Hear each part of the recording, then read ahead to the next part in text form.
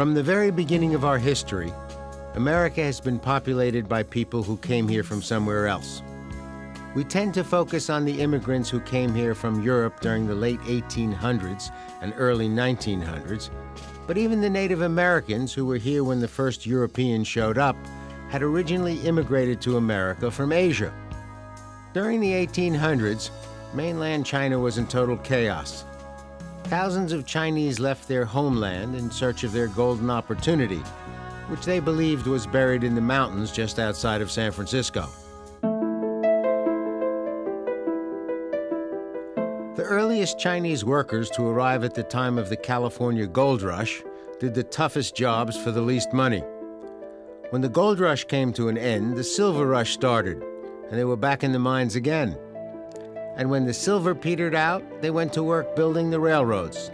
And when the railroads were finished, they built the California vineyards.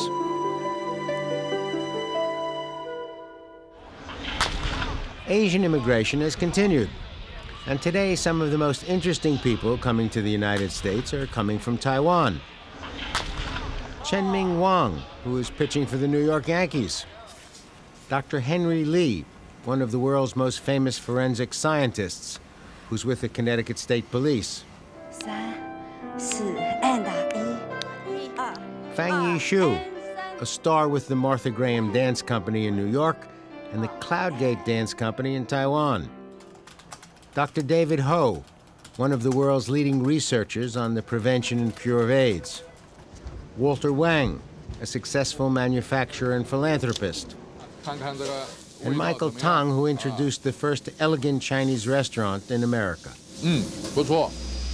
Taiwanese students are attending major technical universities in the United States, and many have graduated into positions in Silicon Valley.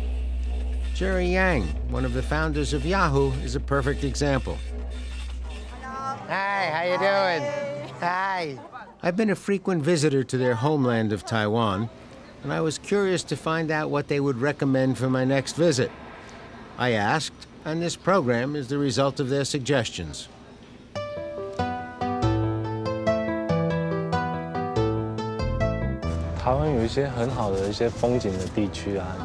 I think the scenery in Taiwan's eastern Rift Valley, especially the National Taroko Park, is awesome. In Hualien, you could go inland into the Taroko Gorge, and that scenery is very special and rather unique to Taiwan. And I think every visitor who's going to spend some time in Taiwan should go visit that spot.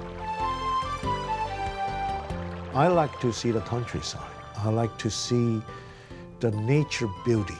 I like to see the people, how they live. I want to talk to the farmer and to learn their life and to share their life experience with me. About 4 million years ago, the tectonic plate under Asia bumped into the tectonic plate under the Philippines. One result was the central mountain range that forms the backbone of Taiwan. Giant sheets of marble were forced upward and weathered by thousands of years of wind and rain. Today, the area is known as the Taroko National Park, and it's the best place to see the pristine natural beauty of the island. The park is filled with mountains, valleys, gorges, fast-flowing rivers, and waterfalls. The Central Cross-Island Highway winds its way through the park and offers visitors some spectacular views of the landscape.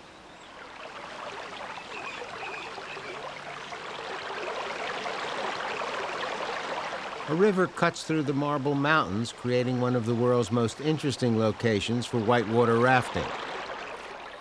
About 20% of Taiwan has been reserved as national parkland and protected against development.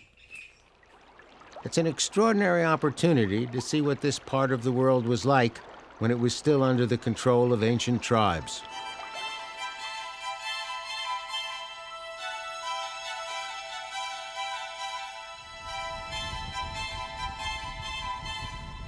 An hour's drive south of Taipei, in a narrow valley surrounded by steep hills, is the small town of Wulai.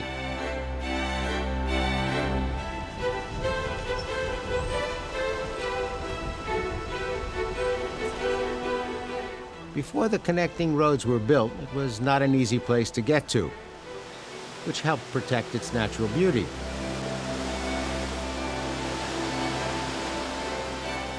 The Wulai waterfalls spill down for over 260 feet.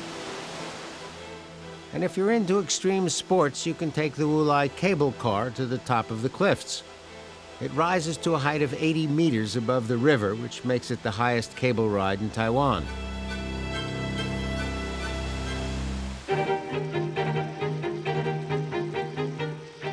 But Wulai is even more well known for its hot spring waters that gush up from beneath the mountains. It comes out at 85 degrees Fahrenheit. It's colorless, odorless, and contains large amounts of iron. Tourists and locals bathe at the open-air spring at the banks of the river. The spring water gives your skin a very pleasant smoothness. I think it's the water helps me a lot. Just release my back, my neck. I have nothing to do, and that's the only place I go. And somehow that place makes me calm. Yeah. Thousands of years ago, the springs of Taiwan attracted native tribes to the area. And today the town is a virtual hotbed of hot spring inns, each receiving a supply of warm water directly from the hot spring. On the surface, it can look like a sleepy little town. But they have balanced out the local economy with a street of shops selling souvenirs and snacks and local rice wine. Wulai is also home to a very special spa called Paws Landis. The spa has a series of private bathing rooms where the hot water comes directly from the hot springs. All of the rooms look out on the tranquil beauty of the valley, and each has a different interior design. In this room, the hot spring water passes over a solid gold basin from which the water absorbs a heavy dose of good luck, which is then passed into your body while you soak. Then there's the waterfall room. My favorite was the hot pot room, which has 3 oversized cast iron pots in which the water is kept warm while you relax.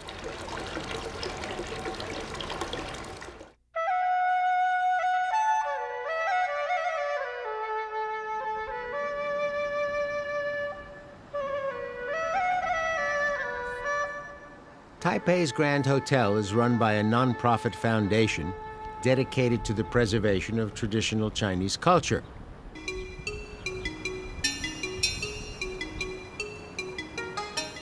The architecture is traditional, the furniture is traditional, even the restaurants are traditional. And in Taiwan, that means dim sum.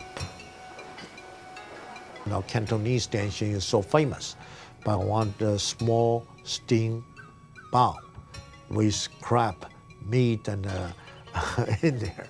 So those are the stuff I like. Dim sum means touch your heart, and it was originally developed by chefs during the Sung Dynasty, which got started in the 10th century and ran for 300 years. 2,000 different dishes have evolved since dim sum was first introduced. And though it was originally designed as a snack to be served in tea houses, these days it's become the basis of a full meal. Here at the Grand Hotel, we have prepared 2 kinds of delicacies. One is from northern of China, and the other one is from southern of China. The northern part includes warm-fried icy dumpling, red bean rice cake, pork bun, seafood dumpling, and the shrimp and Chinese chives dumpling.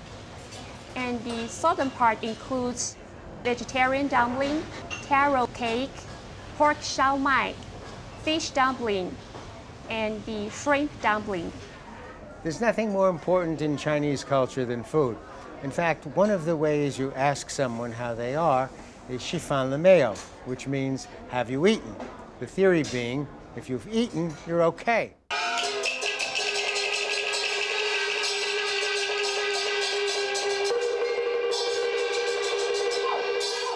Hand puppetry is one of the most authentically Taiwanese traditions. It's even performed in the Taiwanese language instead of Mandarin, and it's been around since the 1600s. The Taiwan puppet are very well known, and they are enjoyed by kids in the previous generation much more than today. I also think that's very unique to Taiwan. It's quite special. Taiwanese puppets consist of two parts, a hollow wooden head and a hollow body made of cloth. The puppet master puts his hand inside the puppet and uses his entire hand to mimic the natural movements of people. Usually a Kung Fu puppet series is multiple series, like a soap opera, if you will, and he has a full-length story, and he has a bunch of stories as a hero, and it's about Kung Fu fighting, and gets kids very interested, exciting.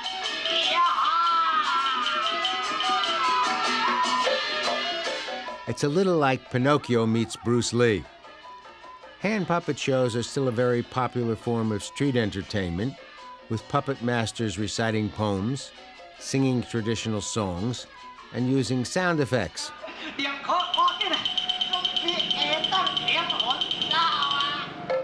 They've even begun using lasers, dry ice, and anything else that promises to increase the size and attention span of the audience.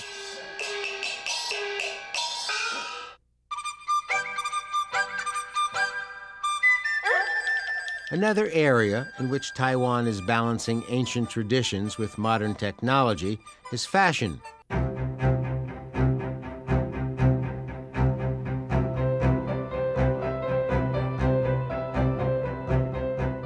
Chien-Min is one of Taiwan's most successful designer labels. I love their clothes. I mean, they got a style, and they have a lot of great design. Can be very formal and, can be casual too. But once you wear her clothes, I feel like, yeah, I got a style. I love Chien-Min. The brand got started in 1978, and their objective was to develop a line of high-quality, stylish clothing for women, which they described as neo-Chinese chic. In 1987, they introduced a line for men. Now, you might think that these sleeves are a bit too long, but it is the ancient Mandarin style, and it tells everybody that you're much too rich to work with your hands. Chien-Min has done a considerable amount of research on traditional Chinese dressmaking and has incorporated that knowledge into their work.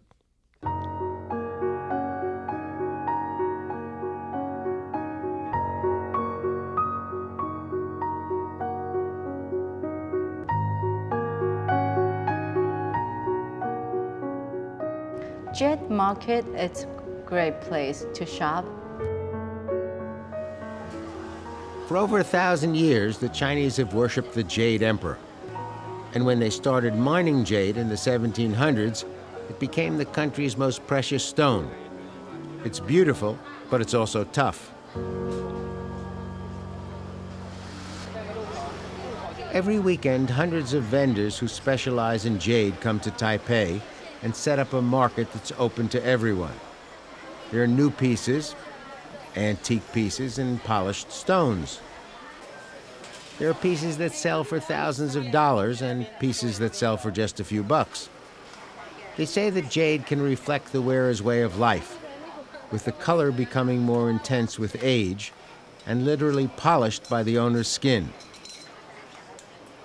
Fang Yi's suggestion to visit the jade market is much appreciated, especially by my granddaughter.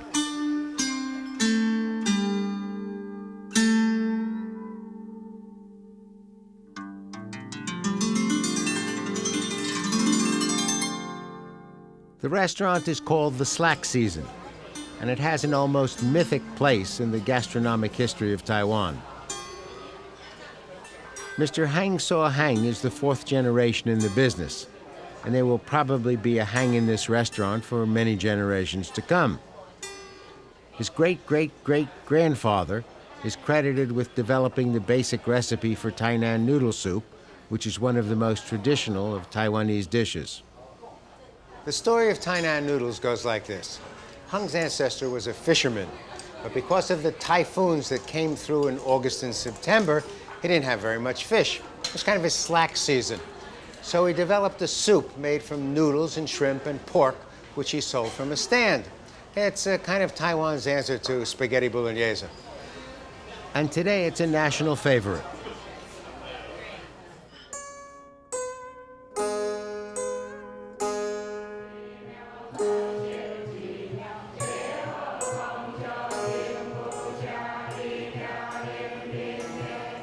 Taiwan is one of the most religiously tolerant nations in the world. At last count, over 25 different religions were recognized by the government, which means that they met the requirements for a minimum number of local members and sufficient money to carry out their mission. There are over 23,000 places of worship on the island, including 8,600 Taoist temples, 4,000 Buddhist temples, 3,600 Protestant churches, and 1,100 Catholic churches. You will also find Jewish synagogues, Confucian monasteries, and Islamic mosques.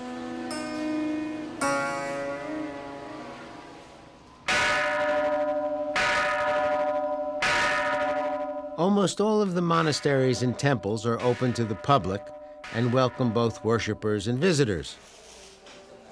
The most interesting are the folk temples that combine Buddhism and Taoism with an assortment of gods that specialize in specific areas.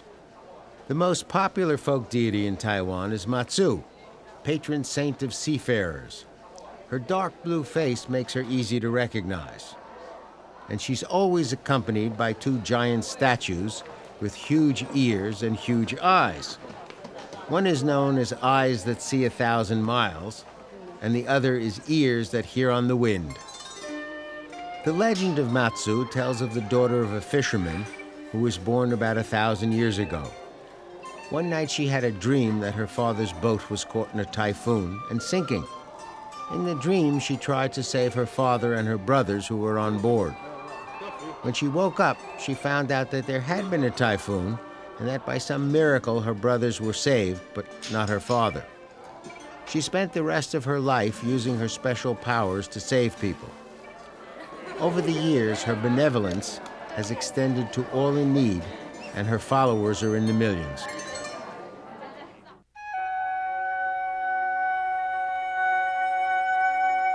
I visited many museums on the mainland, and in terms of the collection, none would compare to that held in the National Museum in Taipei. They are the world's largest collection of the priceless Chinese treasuries, from art field. The National Museum is a place that almost all visitors of Taiwan must go. It has a lot of Chinese antiques that visitors will not be able to see in the rest part of the world. Even in China or in London Museum, you won't be able to see those exhibitions that you can see in the National Museum of Taiwan. The National Palace Museum in Taipei opened in 1965 and holds over 700,000 works. It is the largest collection of Chinese art in the world, representing over 5,000 years of the most important arts and crafts. When the Japanese attacked China in 1931, the greatest works of Chinese art were loaded into thousands of crates and for 16 years secretly moved around so the Japanese wouldn't find them. After the Japanese surrendered in 1945 and civil war broke out in China, 4,800 crates of the most valuable works were shipped to Taiwan for safekeeping. And all through the following years of turmoil, not a single work was ever lost or damaged. There are 4,400 ancient bronzes, 24,000 pieces of porcelain, 13,000 paintings, 14,000 works of calligraphy, 4,600 pieces of jade, and 153,000 palace records. Today, most of the collection is held in storage rooms that were dug out of a mountain behind the museum. The objects are periodically rotated, but it would take 12 years of regular visits to get through all the rotations and see the entire collection.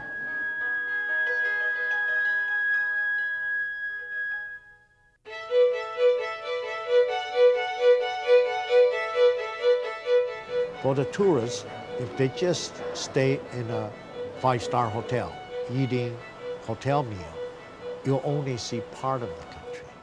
You should go to where other people living, eating, and touring, and learn and experience their culture. 3 hours south of Taipei, in the foothills of the Central Mountain Range, is Sun Moon Lake, the largest natural lake in Taiwan. I love Sun Moon Lake because it just makes me feel like, oh my God, this is an amazing place. I feel like, oh my God, this whole view is like a beautiful woman, very classic.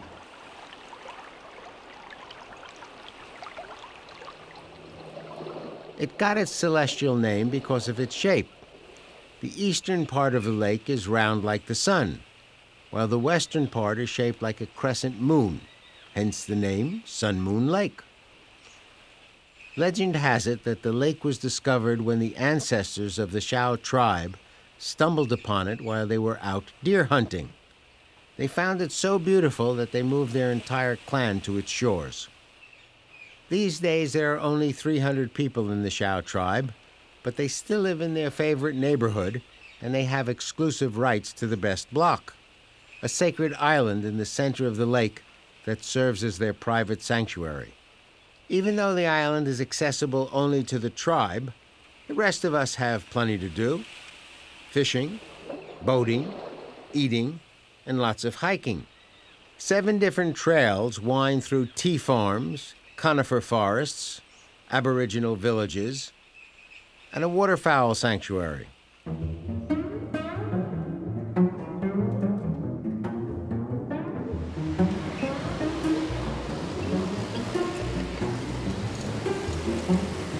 Most people in Taiwan spend their days working and end up with very little time for shopping. But the merchants of Taiwan have solved that problem by opening up night markets. Each town has their own version, and the larger cities have dozens of them. They open about 7 p.m., close at sunup, and spread out over several blocks. Each market has a slightly different set of vendors, but in general they offer clothing, shoes, local inventions, and lots of street food. Originally, they were serious shopping areas designed to meet the needs of hard-working families. But today they are more about atmosphere and fun.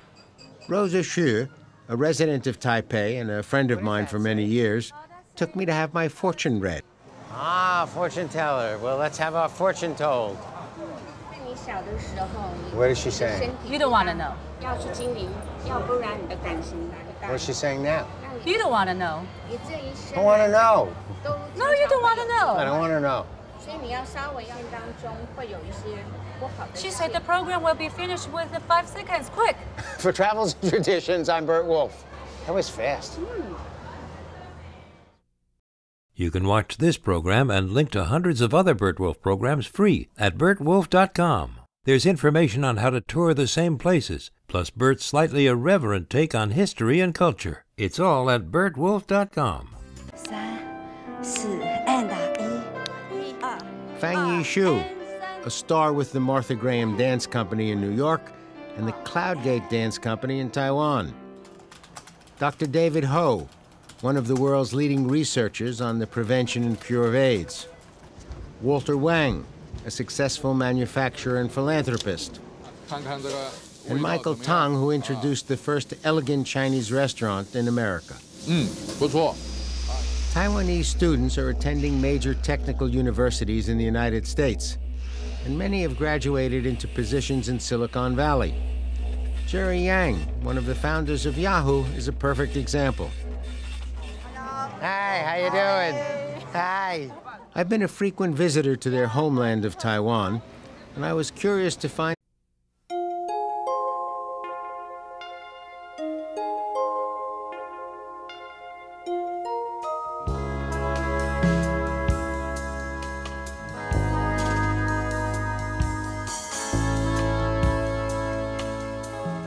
From the very beginning of our history, America has been populated by people who came here from somewhere else. We tend to focus on the immigrants who came here from Europe during the late 1800s and early 1900s, but even the Native Americans who were here when the first Europeans showed up had originally immigrated to America from Asia. During the 1800s, mainland China was in total chaos. Thousands of Chinese left their homeland in search of their golden opportunity, which they believed was buried in the mountains just outside. Find out what they would recommend for my next visit. I asked, and this program is the result of their suggestions.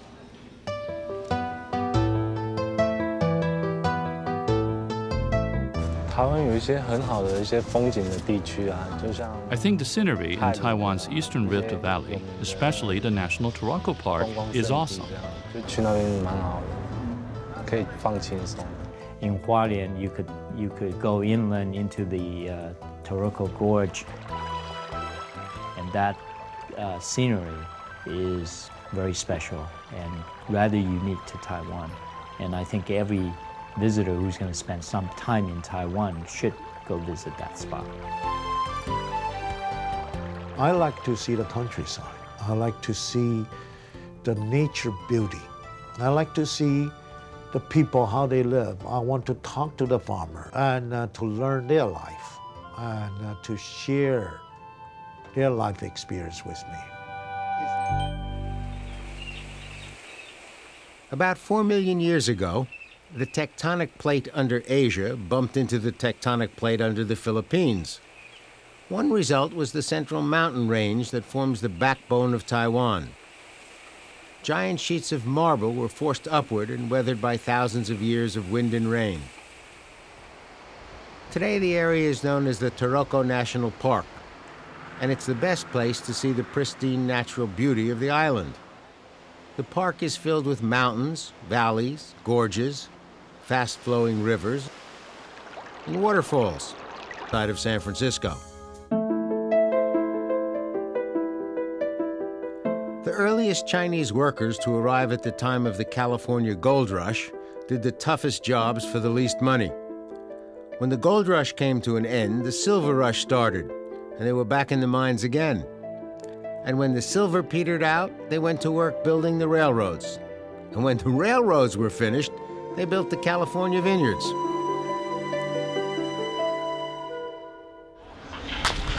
Asian immigration has continued. And today, some of the most interesting people coming to the United States are coming from Taiwan. Chien-Min, who is pitching for the New York Yankees. Dr. Henry Lee, one of the world's most famous forensic scientists, who's with the Connecticut State Police.